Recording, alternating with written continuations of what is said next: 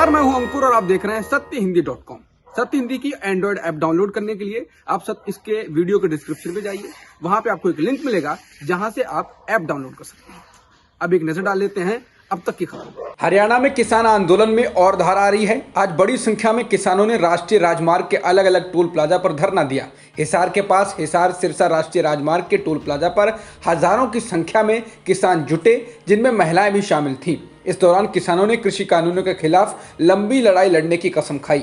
इसके अलावा बड़ी संख्या में किसानों ने हरियाणा के कुछ और हिस्सों में इंटरनेट प्रतिबंधों का विरोध किया है। किसानों ने पटियाला, जींद, रोहतक, दिल्ली नेशनल हाईवे को ब्लॉक कर दिया। एक दिन पहले कंडेला गांव ने जींद चंडीगढ़ हाईवे को ब्लॉक कर दिया था। हर दिन तेज हो रहे और फैलते जा रहे किसान आंदोलन को विपक्षी नेताओं का पूरा समर्थन मिल रहा है।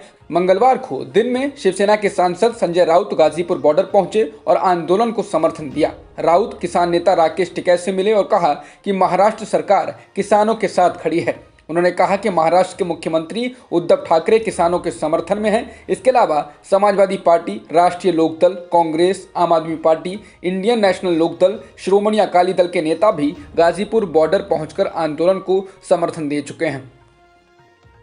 कृषि कानूनों के खिलाफ चल रहा किसानों का आंदोलन काफी आगे बढ़ चुका है। अब तक पंजाब, हरियाणा और पश्चिमी उत्तर प्रदेश तक सीमित रहे इस आंदोलन के समर्थन में राजस्थान के किसान भी खड़े हो रहे हैं। राजस्थान के दौसा और मेहंदीपुर बालाजी में हुई महापंचायतों में बड़ी संख्या में किसान जुटे हैं और ये निश्चित रूप से मोदी सरकार की मुश्किलें बढ़ाने वाला है। उत्तराखंड के तराई वाले इलाकों में भी किसान आंदोलन बहुत मजबूत हो चुका है। इन दोनों जगहों पर हुई महापंचायतों में किसानों ने कृषि कानूनों के खिलाफ आर पार की लड़ाई लड़ने का आह्वान किया है।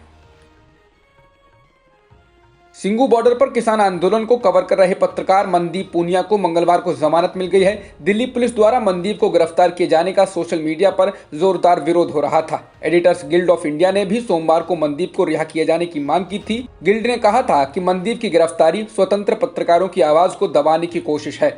मनदीप को शनिवार को उस वक्त गिरफ्तार कर लिया गया था जब वह सिंगू बॉर्डर पर स्थानीय लोगों और किसानों के बीच हुई झड़प को कवर कर रहे थे।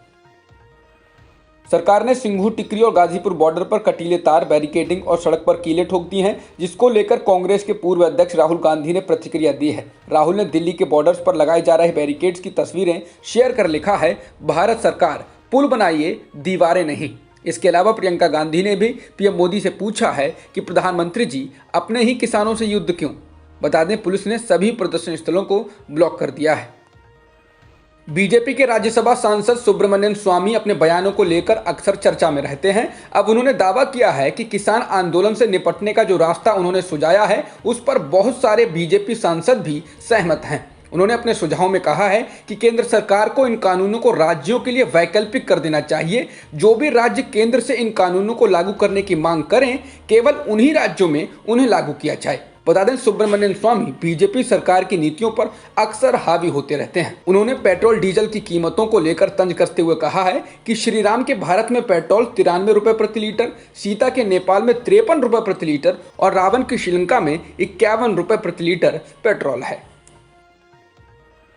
गणतंत्र दिवस के दिन हिंसा को लेकर हिरासत में लिए गए प्रदर्शन करने वाले किसानों की रिहाई वाली याचिका को दिल्ली हाईकोर्ट ने खारिज कर दिया है। याचिका में कहा गया था कि इन किसानों को अवैध रूप से हिरासत में लिया गया है। याचिका पर सुनवाई करते हुए हाईकोर्ट ने कहा कि गिरफ्तार किए गए लोगों को बिना एफआईआर और जांच की प्रक्रिया से गुजरे रिहा नहीं किया जा सकता है। याचिकाकर्ता हरमनप्रीत सिंह की तरफ से पेश वकील आशिमा मंडला ने पहले कोर्ट को बताया कि दिल्ली पुलिस ने सोमवार को एक बयान जारी किया है कि 122 व्यक्तियों को गिरफ्तार किया गया है और 44 एफआईआर दर्ज की गई हैं। याचिका में हरमनप्रीत सिंह ने आरोप लगाया कि किसानों की ट्रैक्टर रैली के दौरान गणतंत्र दिवस पर कथित हिंसा के संबंध में 200 से अधिक व्यक्तियों को हिरासत में लिया जा चुका है। राज्यसभा के बाद लोकसभा में भी विपक्ष ने कृषि कानूनों पर चर्चा करने की मांग की। इस दौरान विपक्ष ने जमकर नारेबाजी की, जिससे सदन को स्थगित करना पड़ा है। इससे पहले राज्यसभा में भी कुछ ऐसे ही दृश्य देखने को मिले और फिर कई बार स्थगित करने के बाद राज्यसभा की कार्यवाही को अगले दिन के लिए स्थगित कर दिया गया। पश्चिम बंगाल में विधानसभा चुनाव आने वाले हैं, लेकिन उससे पहले टीएमसी में ऐसे नेताओं की लंबी लिस्ट हो गई है जिन्होंने पार्टी छोड़ दी है। इसी कड़ी में आज विधायक दीपक हल्दर ने भी बीजेपी का दामन थाम लिया। दीपक हल्दर ने सोमवार को ही टीएमसी छोड़ी थी। दीपक ने शुभेंदु अधिकारी और मुकुल रॉय की उपस्थिति में बीजेपी की सदस्यता ली। दीपक हल्दर पश्चिम बंगाल के डायमंड हार्बर से विधायक हैं। इससे पहले राजीव बनर्जी और शुभेंदु अधिकारी जैसे बड़े नेता भी पार्टी छोड़ चुके हैं। किसान आंदोलन की तपिश से जूझ रहे पंजाब में हालात ठीक नहीं हैं। मंगलवार को राज्य के पूर्व उप मुख्यमंत्री और शिरोमणि अकाली दल के प्रधान सुखबीर सिंह बादल के काफिले पर कुछ लोगों ने हमला कर दिया। अकाली दल ने आरोप लगाया है यह हमला कांग्रेस कार्यकर्ताओं ने किया है। ये घटना जलालाबाद इलाके में हुई है। युवा अकाली दल के प्रमुख परमबंस सिंह रोमाना ने कहा कि हमलावरों का नेतृत्व कांग्रेस विधायक का भाई कर रहा था।